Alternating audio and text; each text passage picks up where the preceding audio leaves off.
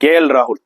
அதாவது அவர் மகா பொட்டலம்னு சொல்லலாம், இல்ல மகா சொதப்பல்னு சொல்லலாம். அகேன்ஸ்ட் SRH அவர் விளையாடின விதம், especially not only in batting, as a கேப்டனாவும் அவர் மிசரபிளா ஃபெயில் ஆயிருக்காருன்னு தாங்க சொல்ல முடியும். சச் அ குரூஷியல் மேட்ச் இது அகேன்ஸ்ட் SRH. புரியுதா உங்களுக்கு? கிட்டத்தட்ட டூ ஆர் டை இப்படியே ஒரு பெர்ஃபார்மன்ஸை கொடுப்பாரு அவர். ஆஸ் அ பேட்ஸ்மேனாவும் சரி, ஆஸ் அ கேப்டனாவும் சரி, அவர் சரியாவே பண்ணலங்க. ஆஸ் அ பேட்ஸ்மேனா 29 of 33 balls இஸ் அன்அக்செப்டபிள்ங்க. ஒரே ஒரு பவுண்டரி, ஒரே ஒரு சிக்ஸ். இந்த T20 கிரிக்கெட்ல அவன் எப்படி அடிக்கிறான், இவர் இப்படி விளையாடுனதுனால வந்து பாத்தீங்கன்னா கண்டிப்பா அந்த என்டையர் டீமே பாதிச்சிருச்சு ஆக்சுவலி.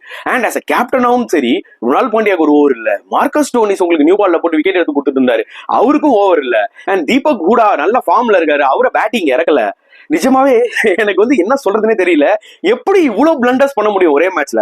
இட்ஸ் கம்ப்ளீட்லி வந்து பாத்தீங்கன்னா டாக்டிக்கல் எரர் விட கம்ப்ளீட் பிளண்டருங்க ஃப்ரம் KL ராகுல்.